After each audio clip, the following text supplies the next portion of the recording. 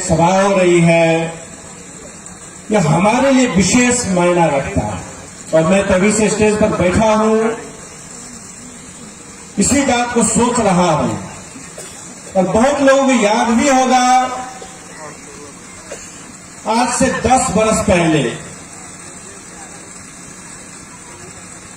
2014 में, ईस्वी 2014 में जब हम जेल से निकल कर आए थे, शायद दूसरी या तीसरी जो सभा हुई थी वो यहीं पर हुई थी, इसी स्पॉट पर हुई थी। जाड़े का मौसम था, यहीं पर वह सभा हुई थी। और वह सभा इस मायने में बहुत महत्वपूर्ण है क्योंकि जब तक हम पकड़ाव नहीं पड़े थे, पुलिस ने हमें नहीं पकड़ा था, तब तक हम कोई सभा नहीं किए थे।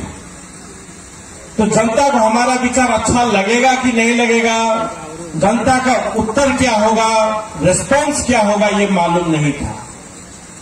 और जेल से निकलने के बाद पहले जनकपुर गए, पुलिस ने वहां सभा नहीं होने दिया। और उसके बाद सिमरौनगढ़ में जब आए और आप सबकी जो सहभागिता देखी, आप सब जो भारी संख्या में यहां जमा हुए, हमारी बातों को सुने और जो उत्साह उस समय प्रदान किया, उसी के आत्मविश्वास के बल पर हम यहां तक खड़े हैं।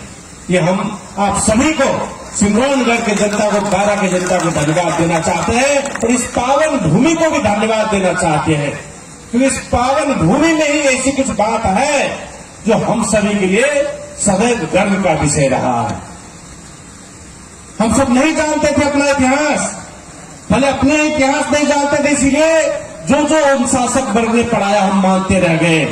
लेकिन जब हमने सिमरौनगढ़ का इतिहास पढ़ा, अपने राज्य के विषय में पढ़ा, अपने राजाओं के विषय में पढ़ा, तब जाके मालूम हुआ कि हम सब कितने शक्तिशाली थे, कितना गौरवशाली थे, कितना भव्य था।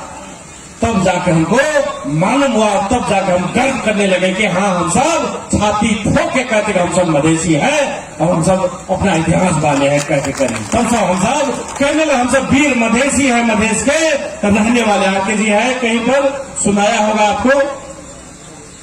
तब जाके हमको वह कहने का हिम्मत मिला।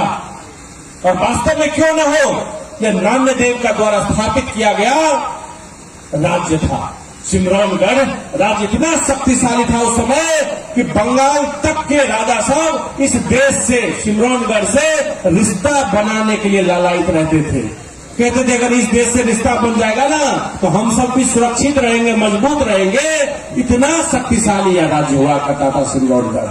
काठमांडू नेपाल की तो बात ही नहीं कीजिए, नेपाल पर हम सब 7 बार आक्रमण करके उसको कब्जा में ले लिए थे। काठमांडू को हरा के हम सब काठमांडू पर बार बार जाते थे, कब्जा कर लेते थे, टैक्स वसूल करते थे, फिर वापस आए क्योंकि हम सबको जाड़ा पसंद नहीं रहता था। तो कहते थे कौन रहना है यहाँ पे, छोड़ के फिर से वापस चले आते थे। वो सिमरौनगढ़ का राज्य था। और जब हम सब 1324 में यहाँ के जो राजा थे हरिसिंह देव, वो यहाँ से काठमांडू जब पलायन हुए थे, यहाँ से जाते जाते रास्ते में अपने कुछ सैनिक के साथ और तुलजा भवानी का मूर्ति लेके यहाँ से गए, तो वही भक्तपुर में जाकर अपना राज्य स्थापित किए। और वहां पर तलेजू मंदिर जो कहते हैं, वहां पर यहीं से गई हुई तुलजा भवानी का मंदिर है। वहीं पर जाकर हम सब अपना कुल देवी जाके काठमांडू में स्थापित किए, अपना राज्य स्थापित किए भक्तपुर में। और तब जाके काठमांडू में भी और ललितपुर पर भी कब्जा जमाए हम सब। तो हम सब का राज तो पूरा काठमांडू में, पूरा नेपाल में फैला हुआ था। हम सब पूरा पैर जमाए हुए थे। उतना शक्तिशाली राज्य का हम सब राजा थे एक हिसाब से। यह बहुत ही गौरवशाली विषय है।